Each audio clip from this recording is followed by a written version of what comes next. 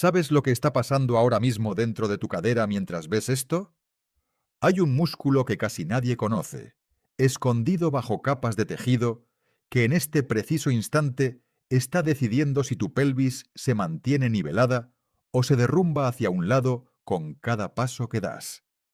No es el glúteo mayor, ese que todo el mundo entrena en el gimnasio y que se ve en cualquier fotografía. No es el cuádriceps, ni los isquiotibiales, ni ninguno de los músculos que aparecen en las rutinas de moda. Es uno mucho más discreto, situado en la cara lateral de la cadera, trabajando en silencio cada segundo que permaneces de pie. Y aquí está lo que realmente me hizo detenerme a pensar en esto. Cuando ese músculo comienza a fallar, no se limita a doler un poco en el costado. Lo que provoca es una reacción en cadena que puede alterar la forma en que caminas, la salud de tu rodilla, la curvatura de tu columna y con el tiempo la propia articulación de la cadera, un solo músculo, un solo tendón. Y si decides ignorarlo, si simplemente piensas que es una molestia pasajera y sigues con tu rutina, las opciones más adelante se complican de manera considerable. Quiero ser muy claro sobre lo que este video no es. No es una lista genérica de estiramientos. No voy a darte 3 ejercicios y una frase motivacional de cierre. Lo que quiero hacer es mostrarte, desde la base, de manera mecánica y biológica, paso a paso, qué hace este músculo, qué ocurre cuando deja de hacerlo, quién corre más riesgo y qué dice la evidencia científica sobre cómo revertirlo. Cuando termines de ver esto, vas a entender la arquitectura de tu propia cadera mejor que la mayoría de las personas que nunca han abierto un libro de anatomía. Y, más importante todavía, vas a comprender que existe una ventana real durante la cual esto puede detectarse y corregirse antes de convertirse en una conversación quirúrgica. Pero esa ventana no permanece abierta para siempre. Así que entremos en materia, porque el músculo del que hablamos es una de las piezas de ingeniería más subestimadas de todo el cuerpo humano. Ese músculo se llama glúteo medio. Repite el nombre una vez, porque al final de este video vas a mirarlo con otros ojos. Nace en la superficie externa del hueso ilíaco, justo debajo de la cresta ilíaca, y desciende en abanico hasta insertarse en el trocánter mayor, esa prominencia ósea que puedes palpar en el costado de tu cadera. Y aquí hay algo que casi nadie explica bien, y que cambia por completo la forma en que deberías pensar sobre este músculo. No es una masa homogénea que tira siempre en la misma dirección, como si fuera una sola cuerda. Está dividido en 3 franjas funcionales distintas, una anterior, una media y una posterior, cada una con una orientación de fibras ligeramente diferente y por lo tanto con una función ligeramente distinta.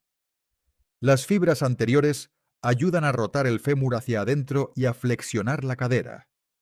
Las fibras posteriores hacen casi lo contrario, contribuyen a la rotación externa y a la extensión. Y las fibras medias, las más numerosas, son las principales responsables de la abducción pura, es decir, de alejar la pierna de la línea media del cuerpo. En la práctica, son 3 músculos distintos que comparten un mismo nombre y un mismo origen óseo, cada uno afinando el equilibrio de la pelvis en una dirección ligeramente diferente según el instante exacto del paso. Esa complejidad no es un capricho anatómico, es la solución que el cuerpo encontró para un problema mecánico que exige control en 3 dimensiones, no en una sola. Piensa en un mástil de barco sostenido por varios cables tensores dispuestos en distintos ángulos. Si todos los cables tiraran exactamente en la misma dirección, el mástil podría inclinarse hacia los lados sin que nada lo detuviera. Pero al distribuir los cables en ángulos distintos, cualquier intento de inclinación en cualquier dirección encuentra resistencia. El glúteo medio hace exactamente eso con tu pelvis, pero además lo hace de forma activa y cambiante, ajustando en tiempo real qué franja de fibras necesita tirar con más fuerza según la fase exacta del paso, la velocidad de la marcha o el terreno. Su función principal, la que más nos interesa hoy, es estabilizar la pelvis en el plano frontal cada vez que apoyas el peso sobre una sola pierna, algo que ocurre en cada paso que das, decenas de miles de veces al día. Cuando levantas un pie del suelo para dar el siguiente paso, todo tu peso recae momentáneamente sobre la pierna que queda apoyada. Y en ese instante exacto, sin ese músculo, la cadera del lado que está en el aire simplemente caería hacia abajo por la fuerza de la gravedad. Estudios de electromiografía muestran que el glúteo medio se activa de manera intensa y sostenida durante prácticamente toda la fase de apoyo del ciclo de marcha, no solo en el instante del despegue, y que su patrón de activación cambia según si caminas en línea recta, subes una pendiente o giras. Si das unos 10.000 pasos al día, este músculo habrá estabilizado tu pelvis más de 140 millones de veces antes de que cumplas los 40 años. Probablemente nunca habías oído hablar de él. Sin embargo, él ha trabajado para ti más de 140 millones de veces sin pedir reconocimiento. Cuando funciona bien, no lo notas en absoluto. Simplemente caminas. Esa coordinación silenciosa y constante es la que sostiene, en promedio, varias decenas de miles de pasos por semana en una persona moderadamente activa. Y el glúteo medio interviene activamente en prácticamente todos ellos, ajustando su tensión paso a paso sin que tú tengas que pensar ni una sola vez en ello. Aunque muchas personas imaginan un tendón como una simple cuerda inerte, en realidad está vivo. Sus células destruyen y reconstruyen colágeno de manera continua, todo el tiempo, incluso ahora mismo mientras escuchas esto. El problema aparece cuando la velocidad del daño supera la velocidad de esa reconstrucción. Y ese desequilibrio suele empezar precisamente en el tendón del glúteo medio, justo en su punto de inserción sobre el trocánter mayor, una zona con menor irrigación sanguínea que el resto del vientre muscular. Esto no es una rareza de este músculo en particular. Es una característica general de los tendones del cuerpo humano. Ciertas zonas reciben mucha sangre y otras reciben relativamente poca. Y esa segunda categoría es precisamente donde el tejido tarda más en repararse. Cuando se producen microdesgarros repetidos por el uso diario acumulado, la respuesta de reparación en esa zona específica es más lenta y menos completa que en cualquier otra parte del músculo.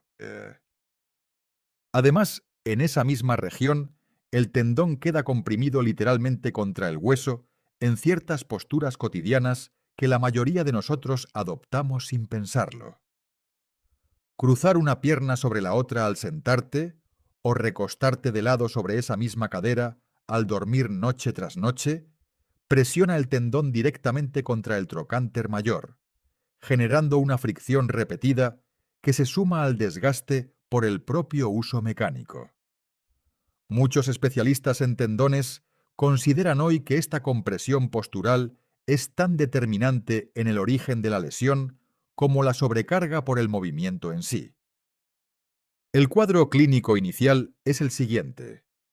Sientes una molestia en la parte externa de la cadera, justo sobre esa protuberancia ósea lateral, especialmente después de caminar largos trayectos, subir escaleras o permanecer de pie durante mucho tiempo. A veces el dolor aparece también al recostarte sobre ese lado por la noche. En este punto, el tendón todavía conserva la mayor parte de su estructura. Puede presentar cambios iniciales muy sutiles en la organización de sus fibras de colágeno, que empiezan a perder ese alineamiento paralelo perfecto que caracteriza a un tendón sano, pero no existe todavía una rotura significativa. Esta es, sin ninguna duda, la mejor etapa para intervenir, la más sencilla, la menos invasiva. El problema es que casi nadie sabe que está en esta etapa, porque el dolor se siente tan ordinario, tan parecido a un simple cansancio muscular que resulta fácil ignorarlo durante meses o incluso años.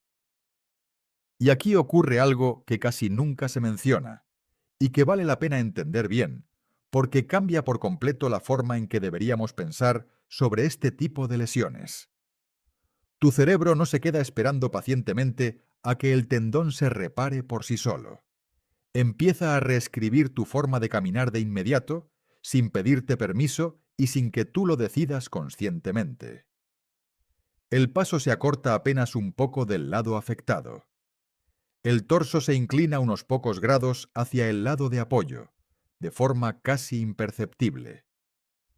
Otros músculos que no estaban diseñados para asumir ese tipo de trabajo, como los extensores de la columna lumbar o los músculos del muslo, empiezan a activarse con más fuerza para compensar lo que el glúteo medio ya no puede sostener. La forma exacta en que el pie toca el suelo cambia levemente. Nada de esto se siente como un problema. Se siente simplemente como caminar. Y por eso pasan meses, a veces años, antes de que alguien, ya sea tú mismo o un profesional, note que algo cambió. No te das cuenta de que dejaste de caminar bien. Un día, sencillamente, empiezas a caminar distinto, y ni siquiera lo registras como una decisión ni como un síntoma.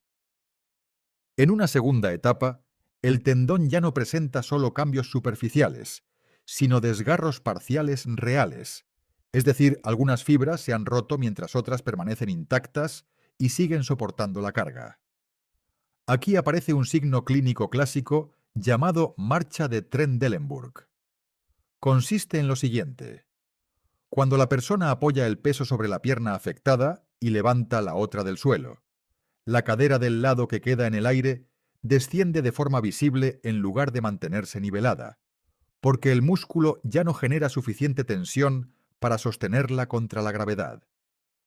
Muchas personas, sin saberlo, comienzan a compensar ese descenso inclinando todo el tronco hacia el lado de apoyo, lo que en apariencia corrige el problema visualmente, pero en realidad traslada una carga adicional considerable hacia la columna lumbar en cada paso. En esta etapa, si un profesional evalúa la fuerza de abducción de la cadera de forma manual, todavía es posible recuperar buena parte de la función con un programa de rehabilitación bien dirigido, aunque la ventana comienza a estrecharse. Aquí aparece uno de los descubrimientos más inesperados sobre las lesiones de los tendones. Durante mucho tiempo se asumió, de forma bastante intuitiva, que más dolor equivalía siempre a más daño estructural. Hoy sabemos que esa relación es muchísimo menos directa de lo que parece. Existen personas cuyo tendón muestra, en una resonancia magnética, cambios estructurales considerables, desgarros parciales incluso, y que sin embargo casi no sienten dolor en su vida diaria. Y existen otras con un dolor intenso e incapacitante cuyas imágenes muestran alteraciones relativamente modestas.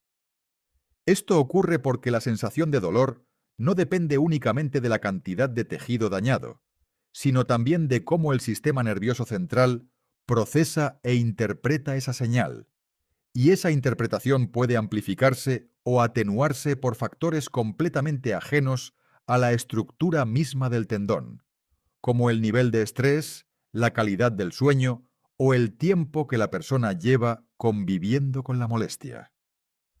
Por esta razón, ningún especialista serio se guía únicamente por la intensidad del dolor que reporta el paciente para estimar qué tan avanzada está realmente la lesión. Necesita mirar la estructura directamente. En una tercera etapa, el desgarro deja de ser parcial y compromete el espesor completo del tendón en al menos una porción significativa de su inserción. En este punto, estudios por imagen han mostrado que el vientre muscular puede empezar a presentar infiltración grasa, es decir, parte del tejido muscular contráctil es reemplazado progresivamente por tejido graso, un cambio que reduce de forma considerable la capacidad del músculo para recuperar fuerza incluso si el tendón llega a repararse quirúrgicamente más adelante. La marcha de Trendelenburg, que antes solo aparecía en situaciones exigentes como subir escaleras rápido o caminar largas distancias, se vuelve ahora constante, presente en la mayoría de los pasos del día. El cuerpo, en este punto, ha adoptado patrones de compensación tan arraigados que revertirlos exige mucho más tiempo y esfuerzo que simplemente fortalecer el músculo original. Y llegamos a la cuarta etapa, la que quiero que entiendas con total claridad, porque representa lo que ocurre cuando esta condición se ignora durante demasiado tiempo. La inclinación pélvica repetitiva, sostenida durante años, y la alteración prolongada en la manera en que el peso se distribuye dentro de la articulación de la cadera, terminan generando un desgaste acelerado del cartílago articular. Con el tiempo, esto puede derivar en artrosis de cadera, con dolor persistente, rigidez matutina y una reducción notable del rango de movimiento. De una simple molestia lateral que en un principio parecía cansancio muscular, hasta una cadera con desgarros extensos del tendón y artrosis avanzada. Es la misma condición, atravesando 4 etapas distintas, originada por el fallo progresivo de un solo músculo. Vale la pena detenerse un momento en algo que resulta casi contraintuitivo, y que, en mi opinión, es una de las ideas más interesantes de toda esta historia. El cuerpo, frente a este tipo de daño progresivo, no intenta reconstruir la mecánica perfecta que tenías antes de la lesión. Su prioridad no es devolverte a un estado ideal de eficiencia biomecánica. Su prioridad es asegurarse de que sigas moviéndote lo suficientemente bien como para sobrevivir el día de hoy. La evolución no diseñó un cuerpo perfecto, ni siquiera un cuerpo óptimo. Diseñó un cuerpo capaz de compensar, de encontrar rutas alternativas cuando la ruta principal falla, aunque esas rutas alternativas sean menos eficientes o incluso dañinas a largo plazo. Por eso, cuando un patrón compensatorio lleva suficiente tiempo instalado, corregirlo no consiste simplemente en devolver la fuerza al músculo original. Consiste en convencer a un sistema nervioso entero de que ya no necesita el atajo que aprendió a usar durante meses o años, y eso, en términos de rehabilitación, es mucho más difícil que levantar pesas. Y aquí está el verdadero problema. La mayoría de las personas no llegan al especialista en la primera etapa, ni siquiera en la segunda. Llegan cuando el cuerpo lleva meses, o incluso años, improvisando una nueva forma de caminar. Entonces surge una pregunta inevitable. Si este músculo trabaja igual en todos nosotros, ¿por qué algunas personas desarrollan esta lesión y otras no? Esta condición afecta de manera considerable a la población adulta, con una prevalencia especialmente alta en mujeres mayores de 50 años, donde algunas investigaciones ubican su frecuencia en un rango que va aproximadamente de 1 de cada 10 a 1 de cada 4. ¿Por qué precisamente ellas? Existe una relación con los cambios hormonales, ya que el estrógeno participa de forma directa en la síntesis y el mantenimiento del colágeno, y tras la menopausia, la calidad de ese colágeno tiende a declinar con mayor rapidez. Aún así, no se trata de una condición exclusivamente femenina, los hombres también la desarrollan con frecuencia. Pero el sexo no es el único factor. El exceso de peso corporal es uno de los factores de riesgo más consistentes, y la razón mecánica vale la pena explicarla, porque no se trata de una relación simplemente lineal. Cada kilogramo adicional multiplica, no simplemente suma, las fuerzas que atraviesan la cadera durante actividades cotidianas como caminar o subir escaleras, debido a cómo funciona el sistema de palancas del cuerpo humano. Tampoco es solo una cuestión de peso. La hipertensión arterial y la diabetes también aparecen relacionadas, y la explicación tiene sentido mecánico. La irrigación ya limitada de esa zona crítica del tendón se ve agravada por condiciones que afectan la microcirculación. Esos vasos sanguíneos diminutos forman parte del mismo sistema circulatorio comprometido en enfermedades vasculares. En el caso específico de la diabetes, el exceso prolongado de glucosa en sangre provoca un proceso llamado glicación del colágeno, en el que moléculas de azúcar se adhieren a las fibras de colágeno y modifican sus propiedades mecánicas, volviéndolas más rígidas y más propensas a fallar ante cargas que antes soportaban sin problema. Y hay más. Las enfermedades inflamatorias, como la artritis reumatoide, pueden atacar de forma directa la vaina que rodea a este tendón, acelerando su deterioro por una vía completamente distinta al desgaste mecánico habitual. Y existe un factor ocupacional que no recibe suficiente atención: profesiones que exigen permanecer de pie durante turnos largos, sobre superficies duras, generan una carga acumulada considerable sobre este tendón a lo largo de los años. Pero si todo esto empieza en un solo tendón, ¿cómo termina afectando la rodilla y la espalda? Ahora llegamos a la parte que, sinceramente, encuentro más fascinante de todo esto, y que casi nunca se explica de manera adecuada. Cuando la pelvis pierde su estabilidad lateral, el problema no se queda únicamente en la cadera. El cuerpo humano funciona como una cadena cinética, un sistema de segmentos conectados donde lo que ocurre en un punto se transmite inevitablemente hacia arriba y hacia abajo a lo largo de toda la estructura. Sigamos esa cadena con calma, porque es precisamente lo que convierte este problema de cadera en un problema de cuerpo entero. Cuando la cadera desciende del lado que no está apoyado, la rodilla de la pierna de apoyo tiende a desviarse hacia adentro, un movimiento conocido como valgo dinámico de rodilla.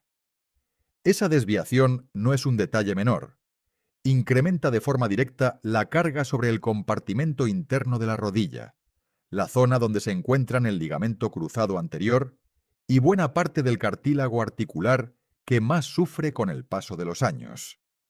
Investigaciones sobre lesiones deportivas han documentado de manera consistente que la debilidad de los abductores de cadera se asocia con un mayor riesgo de lesión de rodilla, en particular en actividades que implican cambios bruscos de dirección o aterrizajes tras un salto, precisamente porque en esas fracciones de segundo la pelvis necesita un control lateral inmediato que un glúteo medio debilitado simplemente no puede ofrecer. La cadena continúa hacia abajo, hacia el pie, donde una alineación alterada de la rodilla puede favorecer un exceso de pronación al caminar, obligando a otras estructuras del pie a compensar cargas que no les corresponden de forma natural. Y la cadena también continúa hacia arriba, hacia la columna. Cuando alguien inclina el torso hacia el lado de apoyo para compensar visualmente el descenso de la cadera contraria, la columna lumbar se ve forzada a adoptar curvaturas laterales repetidas de manera constante, día tras día, paso tras paso, miles de veces. Diversas investigaciones en biomecánica de la marcha han encontrado una asociación significativa entre la debilidad de los músculos abductores de cadera y la presencia de dolor lumbar crónico, incluso después de considerar otras variables que podrían explicar ese dolor. Piensa en cuántas personas conoces que conviven con dolor de espalda baja crónico. ¿Cuántas de ellas hacen ejercicios de core, reciben masajes, visitan quiroprácticos, cambian de colchón, a veces con mejoras reales pero incompletas? Y en algún porcentaje de esos casos, la causa mecánica de fondo comienza mucho más abajo, en una cadera donde un glúteo medio dejó de cumplir su función estabilizadora hace ya bastante tiempo. El cuerpo no funciona en compartimentos separados. Todo está conectado. Todo se comunica constantemente entre sí.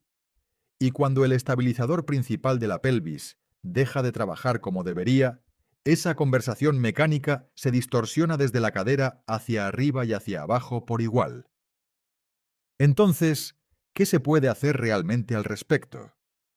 En la primera etapa, el tratamiento es prácticamente conservador en su totalidad. Y quiero ser específico, porque el término conservador suele sonar vago.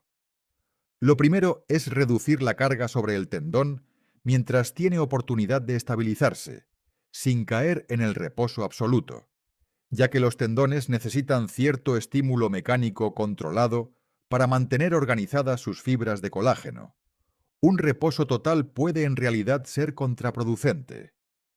Se recomienda también evitar de manera consciente aquellas posturas que comprimen el tendón contra el hueso, como cruzar las piernas al sentarse o recostarse directamente sobre la cadera afectada al dormir. Un detalle sencillo pero con un respaldo sorprendentemente sólido en el manejo actual de esta condición. La fisioterapia es donde ocurre la rehabilitación activa, y aquí la evidencia respalda de manera particular el trabajo isométrico y excéntrico de los músculos abductores de cadera. Vale la pena entender por qué funciona específicamente esto y no cualquier ejercicio de cadera. Una contracción isométrica mantenida del glúteo medio, sostenida contra resistencia durante un tiempo determinado, ha mostrado en distintos estudios reducir el dolor de manera considerable en las fases iniciales, incluso antes de que exista una ganancia sustancial de fuerza muscular medible, lo cual sugiere que parte del efecto ocurre a nivel del sistema nervioso, modulando cómo se procesa la señal de dolor en esa zona, no solo a nivel del tejido. A partir de ahí, el avance hacia ejercicios de mayor carga debe ser progresivo y no apresurado, porque un tendón que ya está debilitado necesita tiempo para adaptarse a cada nuevo nivel de exigencia antes de pasar al siguiente. Algo que explica por qué la intervención temprana es tan efectiva. El tendón todavía conserva suficiente capacidad de adaptación como para responder bien a un estímulo bien calibrado, una capacidad que se pierde progresivamente en las etapas más avanzadas. En la segunda etapa, el tratamiento conservador sigue siendo posible, pero requiere mayor constancia y, en ocasiones, el uso de algún dispositivo de apoyo temporal para reducir la carga sobre la cadera mientras avanza la rehabilitación. Aquí el tiempo de recuperación se mide en meses, no en semanas, y exige paciencia tanto del paciente como del terapeuta. La tercera y la cuarta etapa suelen convertirse en una conversación quirúrgica, aunque no siempre. Entre las opciones se encuentra la reparación directa del tendón cuando el desgarro todavía lo permite, y en casos donde el tejido muscular ya presenta un deterioro considerable por infiltración grasa, la transferencia de un tendón cercano para restaurar parcialmente la función perdida. Para la cuarta etapa, cuando ya existe un daño articular significativo, la conversación se traslada hacia el reemplazo total de cadera. Estos son procedimientos importantes, con una recuperación que se extiende por varios meses, y aunque los resultados suelen ser buenos, nunca son tan favorables como los que se obtienen al detectar la condición en su primera etapa. Hay algo más que vale la pena mencionar, algo que llamaría la paradoja del soporte externo. Los cinturones o fajas de compresión para cadera pueden aliviar el dolor en personas que ya presentan un daño considerable, y existe evidencia que respalda su papel en esos casos específicos. Pero cuando alguien con una cadera todavía sana depende de manera constante de este tipo de soporte externo sin trabajar activamente la musculatura, el propio músculo puede adaptarse hacia abajo, es decir, volverse progresivamente más débil por falta de demanda funcional. Esto no significa que haya que eliminar todo tipo de soporte, sino que el soporte externo debería ser un complemento y no un sustituto del trabajo muscular activo.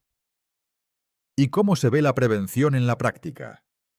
Sostenerte sobre una sola pierna durante 30 a 60 segundos, alternando de lado, es uno de los estímulos más efectivos y accesibles que existen para activar este músculo de manera funcional. Repetir esto varias veces al día tiene un costo mínimo y cuenta con respaldo consistente para mejorar la estabilidad de la cadera. Los ejercicios de abducción de cadera en posición lateral, así como las caminatas laterales con banda elástica alrededor de las rodillas, entrenan de manera directa este músculo en el rango de movimiento donde más lo necesita. Evitar de manera consciente permanecer de pie apoyando todo el peso sobre una sola cadera, con la otra proyectada hacia un costado, también ayuda a reducir la compresión repetida del tendón contra el hueso. El control del peso corporal sigue siendo relevante, no como un juicio, sino como una realidad estructural, ya que un tendón que maneja fuerzas dentro de un rango razonable se deteriora con mucha mayor lentitud que uno sometido a una sobrecarga crónica. Y para quienes trabajan de pie durante turnos prolongados, el calzado adecuado también importa. Finalmente, el dolor temprano es información. Esa molestia leve en la parte externa de la cadera al final de un día largo, esa sensibilidad al presionar sobre el hueso lateral, es una señal que vale la pena atender, no para generar alarma, sino para buscar una evaluación profesional que permita saber en qué etapa te encuentras y qué se puede hacer al respecto. Entonces, unamos todo esto. Un solo músculo, el glúteo medio. No sabías su nombre antes de ver este video, pero en este momento, mientras estás sentado o de pie, se encuentra en la cara lateral de tu cadera, sosteniendo silenciosamente el equilibrio de tu pelvis en cada paso que has dado a lo largo de toda tu vida, sin quejarse, sin pedir nada a cambio. Cuando comienza a fallar, envía una señal. Al principio discreta, una molestia leve, fácil de ignorar, mientras el cuerpo, sin que tú lo notes, va reescribiendo silenciosamente tu forma de caminar para seguir adelante. Poco a poco, etapa por etapa, la pelvis pierde su nivel, la marcha se altera, la rodilla se desvía, la espalda se resiente. Y lo que comenzó como una molestia lateral sin importancia, termina convirtiéndose en el deterioro estructural de una de las articulaciones más solicitadas del cuerpo humano. Lo que quiero que te lleves de todo esto no es ansiedad. La ansiedad no sirve de mucho aquí. Lo que quiero que te lleves es atención, la clase de atención cuidadosa y honesta que le darías a una luz de advertencia encendida en el tablero de tu automóvil. No te detienes en pánico, pero tampoco cubres la luz con cinta adhesiva y sigues como si no existiera. Investigas, buscas información, actúas mientras actuar todavía es sencillo. A veces las estructuras más importantes del cuerpo son también las más silenciosas, y el cuerpo, cuando algo empieza a fallar, no grita de inmediato. Simplemente empieza a hablar un poco más bajo cada vez, hasta que ya no puede seguir callando.